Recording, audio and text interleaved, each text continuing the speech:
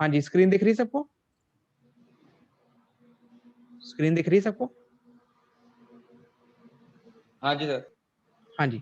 अब देखो स्टूडेंट, अब अगर वो क्वेश्चन में पूछ ले अगर आपको कि इस साइड से क्या बनाओ, फ्रंट एलिवेशन बनाओ, तो हम इस साइड से फ्रंट एलिवेशन बनाने की कोशिश करेंगे। मतलब अगर हम इस बिल्डिंग के यहाँ पे बाहर खड़े हो जाएं, तो यहाँ इस तरफ से हमें बिल्डिंग कैसी दिखेगी, ठीक है?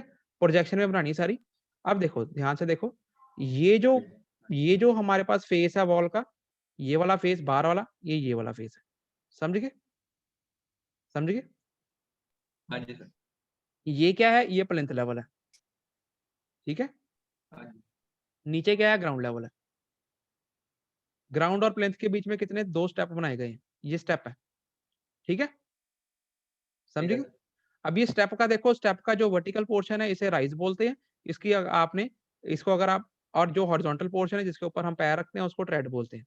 अगर आप ट्रेड 300 का ले रहे हो तो राइज जौन सा है वो आप 150 का ले लेना, ठीक है? 150, ठीक है सर। 300, 150, 300, और फिर हम प्लिंथ के ऊपर आ गए और घर में एंटर कर गए, ठीक है?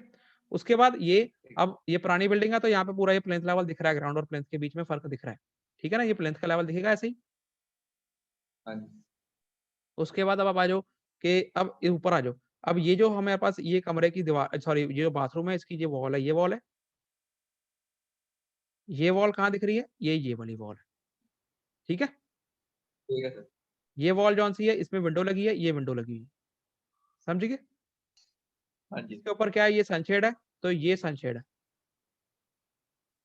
ये ठीक है सर। सनशेड जौन सा है, अब ये इसका जो लेवल है विंडो का, जो ये वरांडे की ओपनिंग है इसके बराबर ही कर दिया, तो ये सनशेड जौन सा है, ये जो बाहर को सनशेड निकला है, ये बाहर को इधर वाला सनशेड है, जो कि वरांडे की ओपनिंग का है, ये वाला 500 वाला।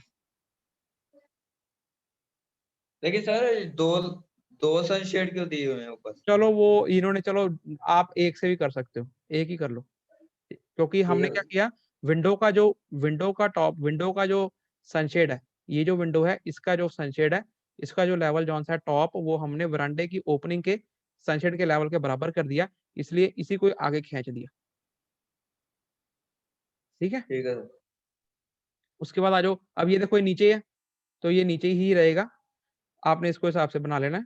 जितनी ये हाइट होगी टोटल इस सेक्शन में, उतनी ही हाइट ये ले लेनी है, हाँ जी। ठीक है?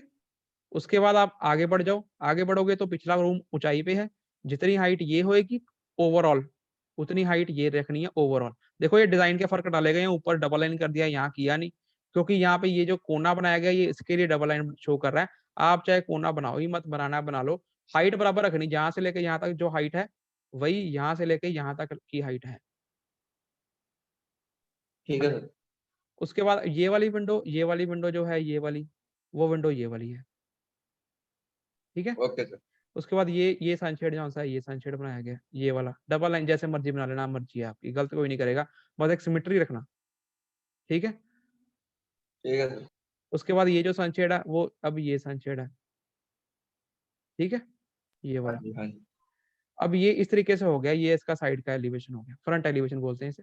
अब आपने जब बनाना है, आपको पता ही है, ये तो हमारे मेन डायग्राम हो गए, इसके अंदर हमने प्लान बना लिया, सेक्शन बना लिया, यहाँ से फ्रंट एलिवेशन बना लिया, ये इधर साइड से, अभी जो इस तरीके का सेक्शन भी पेपर में आ सकता है। देखो जैसे सीधी लाइन मारी है ऐसा सेक्शन भी आ सकता है, ऐसे अगर बेंड करके लाइन मारी है तो ऐसा सेक्शन भी आ सकता है। तो कैसा भी क्वेश्चन आ सकता है किसी भी शेप डायग्राम का, पैटर्न का, तो आपने उसको उस तरीके से अटेम्प्ट करके बना लेना, ठीक है? और स्पेसिफिकेशनें जो लिखी हैं वही लिखनी है, अपनी तरफ से फालतू कोई अज्यूम नहीं करना। अगर कुछ नहीं गिवन तो नीचे लिख लो अज्यूम्ड, तो वो चीज आप अज्यूम करोगे, कि जो चीज गिवन है उसको अज्यूम नहीं करना, ठीक है? उसके बाद, सर एग्जाम में रेफरेंस भी लिख के आने हैं बॉक्स? हाँ लिखो स्टूडेंट लिखो, मैं कह रहा हूँ पूरी शीट बनाने के बाद लास्ट में रेफरेंस भी बना लो, और एक साइन कन्वेंशन भी अगर बना सकते हो तो बना लो, ठीक है? ठीक है सर। तो ये बनाने के बाद ये रेफरेंस में लिख लो, डोर का साइज लिख दो, विंडो का साइज लिख दो, अलमीरा का डोर D1, ये बाथरूम का है, ऐसे रेज्ड विंडो को इन्होंने W1 कह दिया, चलो, या RW भी कह सकते हो। तो उसका साइज ये बस एक छोटा सा डब्बा, ये याद कर लो, सारे जहाँ पे नहीं गिवन साइज उसमें ये साइज लगा दो, ठीक है? ये याद कर लो। Okay sir.